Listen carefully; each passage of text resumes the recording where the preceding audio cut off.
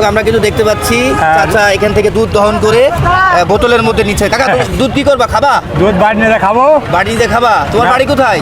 বাড়ি খায়ের দেয়। ফায়ের হুদাই। কোন জায়গার পার্টির কিন দিলে কাকা গরু? লগে রুবেল শ্যামবাগের। শ্যামবাগ? হ্যাঁ রুবেল। রুবেল নাম। আচ্ছা, ওনারা কি করবে গরুগুলো পালার জন্য না মাংসের জন্য? পালার জন্য না, ওনারা কাটায় মাংসের জন্য।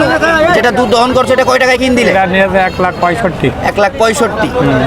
1,65,000 টাকায় কিন্তু একটা গরু কিনছে, সেটা থেকে দুধ দহন করে নিচ্ছে একটা ফ্রিজিয়ান গরু। এটা লালন পালনের জন্য না, এটা মাংসের জন্য কিনছে রুবেল ব্যাপারে, তাই তো? হ্যাঁ, 5 টাকা দুধ দেয়, আমরা তো মাংসই কিনি। আচ্ছা আচ্ছা আচ্ছা, মাংসের জন্যই কিনি আমরা। সরাসরি হাট থেকে কিন্তু আমরা দেখছি দুধ দহন করা। হ্যাঁ, বেশ ভালোই লাগছে। আমরা দেখছি শুনছি চুয়াডাঙ্গার দুধদুগি হাট থেকে। এই হাট প্রতি সোমবার এক দিন বসে সপ্তাহে।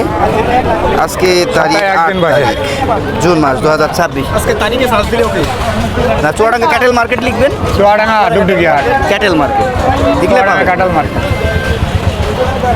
দর্শক যদি একটু ঘুরিয়ে ফিরিয়ে দেখায়, 1,65,000 এই গরুটা ফিজিয়ানের ক্রস। হ্যাঁ, দেশীয় এর মধ্যে আমরা পাচ্ছি, এটা পিওর ফিজিয়ান না। আপনারা যারা এমন ধরনের গরু খুঁজছেন মাংসের জন্য বা লালন পালনের জন্য, হালকা পাতলা দুধ হবে, একটা ভালো বাছুর পাবেন।